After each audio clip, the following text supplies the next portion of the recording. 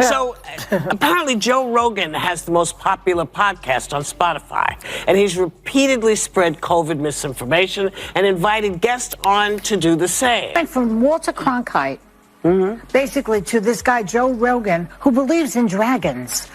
I checked it. He believes in dragons. He believes in dragons. Did you triple source that? Yes, I did. And he also thinks that dragons, like I guess like dinosaur type of animals, roamed the earth when people did. Worried about losing your job, and you're worried about podcasts taking over, and who's the source of news. And we said Donald Trump was Hitler, but half the country disagreed with us, and he won. And this is. And Joe Rogan believes in dragons! Imagine Joe Rogan sipping elk meat smoothies, minding his business, until The View runs their mouths one too many times. Now he's slapping them with a $100 million 0-cent defamation lawsuit, so heavy it needs its own Spotify deal. Joy's confused, Sonny's sweating, and Whoopi's regretting every syllable. Is this a legal battle, or the weirdest crossover episode in TV history? Either way, it's about to get gloriously messy. You won't believe how this chaos kicked off. Stick around. It's wild. That's why people like our show, because they know that we are checked by ABC News.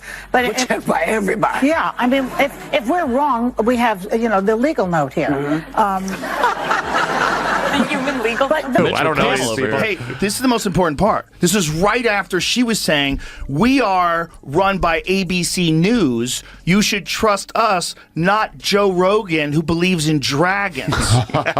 So she by saying we should trust them because they're double checked by ABC News, and then making the stupidest statement.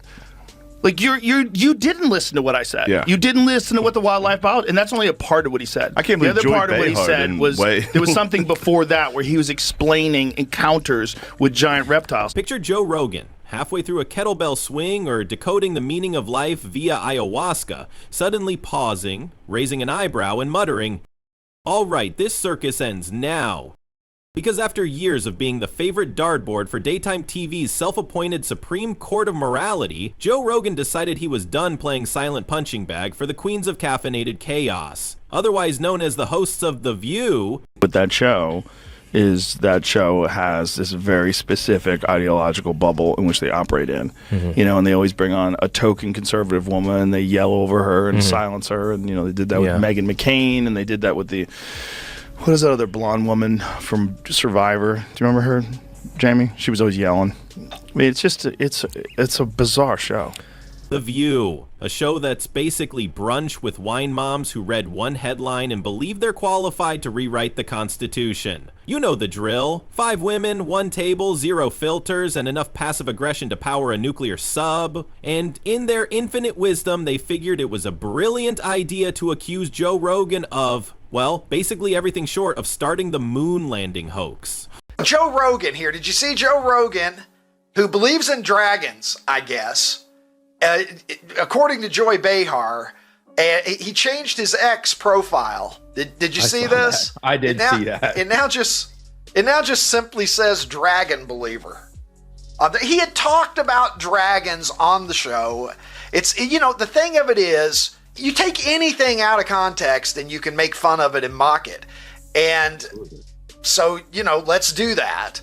It goes without saying, Joe Rogan. How many times more intelligent do you think Joe Rogan is than Joy Behar? Now here's the kicker. Joe Rogan wasn't even on their show. He didn't visit, didn't wave from the parking lot, didn't even send a Spotify sticker. And yet they decided to make him the main course on their gossip buffet. Picture it. Joy Behar rolling her eyes so hard she nearly dislocates something, while Whoopi Goldberg plays moral referee with the tone of someone who's never Googled the term irony.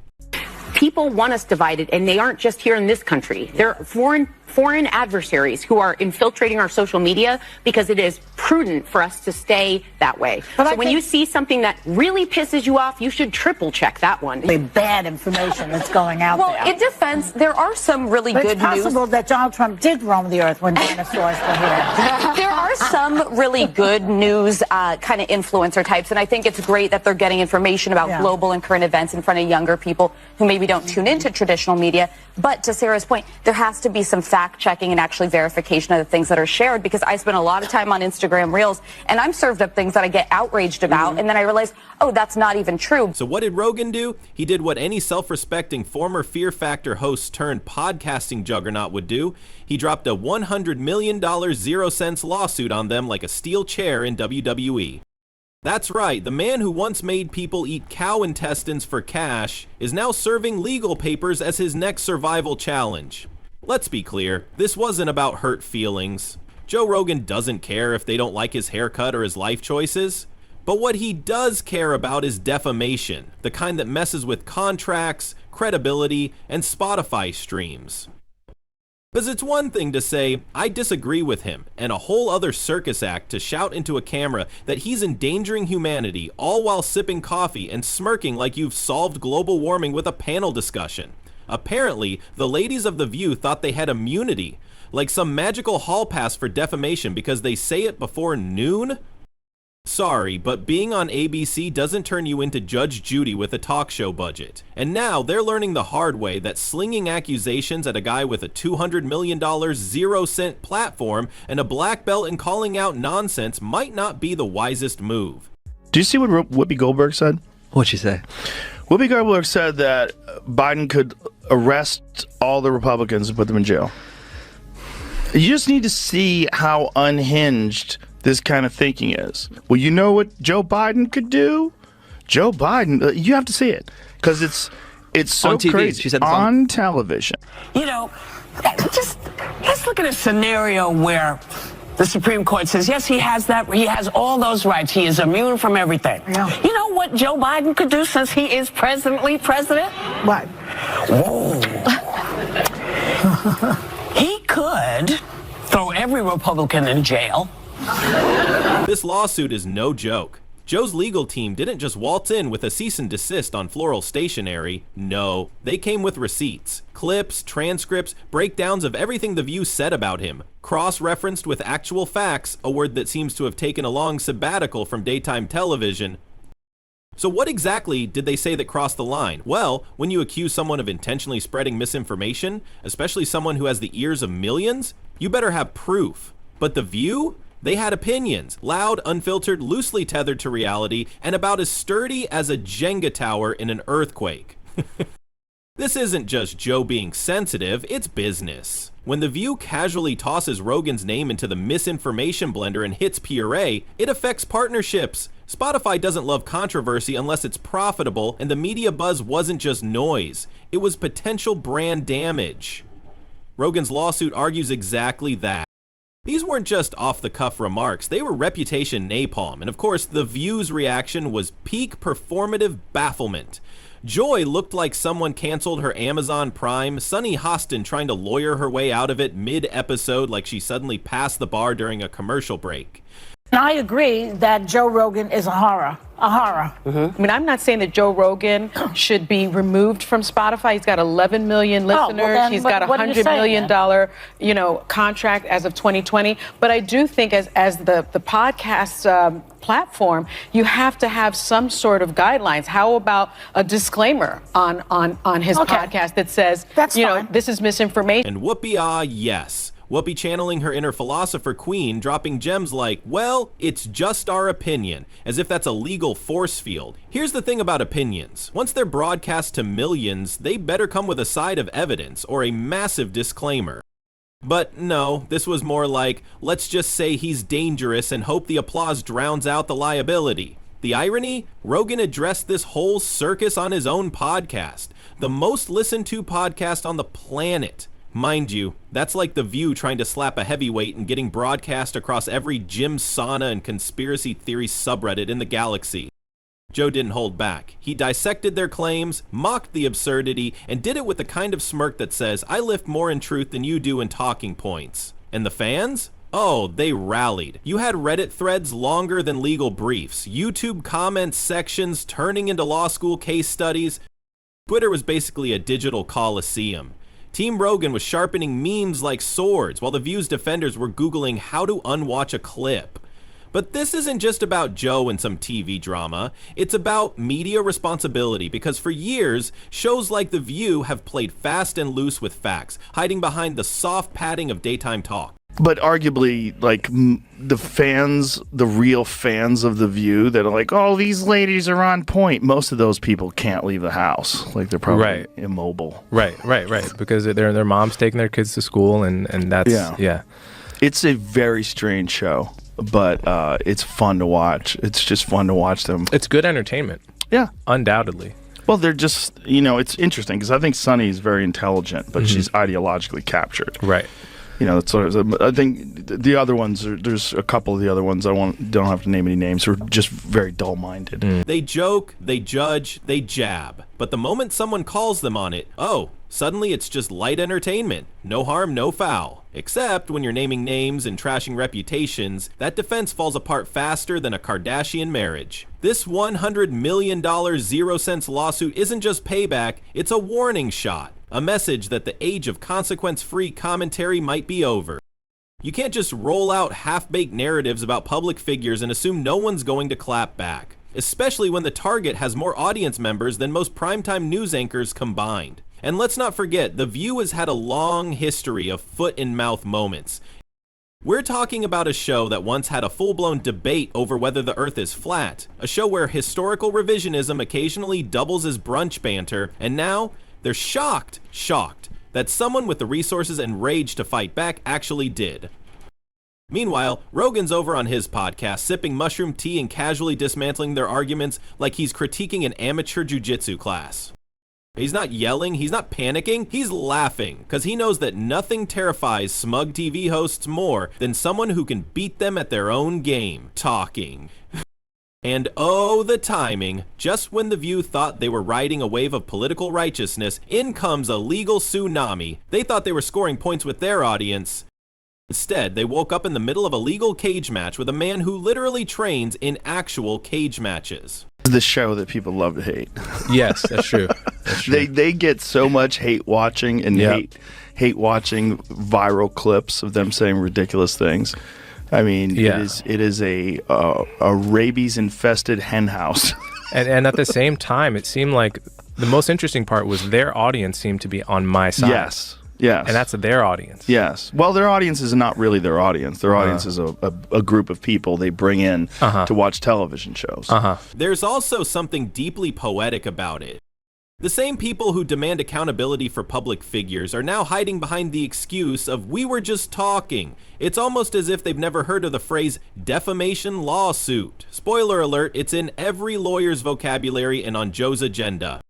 And then, crash, boom, slap, silence, deafening, awkward. Did Joy Behar just unplug her mic? Kind of silence? That was the first reaction from The View when news broke of Joe Rogan's $100 million 0-cents legal cannonball headed straight for their Manhattan studio. No snappy comeback, no sarcastic eye roll. ABC, of course, did what all major media conglomerates do, and caught with their pants rhetorically around their ankles, they ran to their lawyers. Legal reps for Disney, which owns ABC, reportedly scrambled into emergency meetings, presumably asking the question every viewer at home was asking: did we really say something that cost us the GDP of a small country? Publicly, there was a carefully worded corporate statement, something along the lines of, "We are aware of the matter and reviewing our legal options." Which is legalese for, "Oh God, please don't let this go to trial." I had to read the thing about The View because I just thought it was funny. What's the only reason why I read that about me. Dragon lover. Joy Behar was trying to say that I believe in dragons. Wait, what is this? I just heard about it. I checked it. And the lady goes, "Did you double check this?" She goes, "I checked it. He believes in dragons." Should be like, you think Sasquatch, they lived alongside of people? But behind closed doors, things weren't so tidy. The mood, somewhere between a Real Housewives reunion and a corporate compliance seminar. The speculation mill kicked into overdrive faster than Whoopi could say.